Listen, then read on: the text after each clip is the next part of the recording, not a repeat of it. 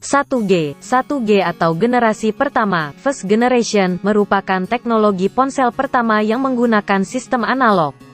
Mulai digunakan tahun 1970 seiring penemuan mikroprosesor untuk komunikasi nirkabel. Kapasitas sistem terbatas karena masih menggunakan teknologi komunikasi FDMA. 2G. 2G diperkenalkan pada tahun 1990-an, menggunakan sistem komunikasi Time Division Multiple Access (TDMA). Mampu mengalokasikan bandwidth frekuensi yang lebar, yaitu sekitar 32 kilobit per detik per channel. 2.5G. 2.5G yang merupakan pengembangan dari 2G. Merupakan layanan komunikasi suara, SMS dan data 153 kilobit per detik. Teknologi 2.5G yang terkenal adalah GPRS, General Packet Radio Service, dan EDG, Enhanced Data for GSM Evolution. 3G, menggunakan sistem komunikasi WCDMA, Wideband Coded Division Multiple Access. Memiliki kecepatan transfer data yang mencapai 384 kilobit per detik di luar ruangan, dan 2 megabit per detik untuk aplikasi dalam ruangan. 3G menyediakan layanan multimedia seperti internet, video streaming, dan lain-lain.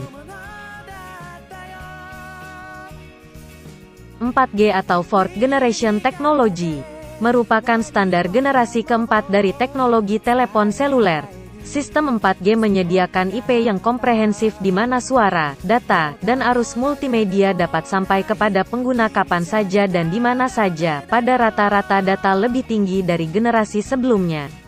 Terdapat dua standar 4G yang dikomersialkan di dunia yaitu standar WiMAX Korea Selatan sejak 2006, dan standar Long Term Evolution, LTE, Swedia sejak 2009. Berikut ini provider di Indonesia yang menerapkan jaringan 4G, yaitu 1. Citra WiMAX, merupakan operator 4G pertama berbasis WiMAX yang meluncurkan layanan 4G wireless broadband di Indonesia pada Juni tahun 2010. 2. Telkomsel 4G LTE. Selama konferensi APEC pada tanggal 1-8 Oktober tahun 2013 di Bali, Telkomsel melakukan percobaan jaringan 4G LTE yang dioperasikan pada frekuensi 1800 MHz. 3. Bolt Super 4G LTE merupakan merek dagang dari PT Internux yang menyediakan layanan 4G LTE sejak tanggal 14 November tahun 2013. Area layanan yang pertama kali adalah Jabodetabek dengan potensi pasar sekitar 30 juta orang. Teknologi yang diterapkan adalah Time Division Duplex (TDD LTE) pada frekuensi 2300 MHz. 4. XL Hot Rod 4G LTE. Operator seluler PT XL Axiata Terbuka (XL) secara resmi melakukan uji coba teknologi Long Term Evolution Network (LTE). 4G selama ajang KTT APEC di Bali, 1-8 Oktober tahun 2013. 5. Indosat Super 4G LTE. Indosat melakukan uji coba terhadap jaringan 4G LTE di daerah sekitar Monumen Nasional, Jakarta Pusat pada tanggal 20 November tahun 2014 dengan menggunakan media BTS di atas gedung Indosat. 6. Smartfren 4G LTE. Smartfren menargetkan tahun ini jumlah BTS bertambah dari 6.000 menjadi 10.000. Untuk jaringan, Smartfren menggandeng vendor Nokia dan ZTE.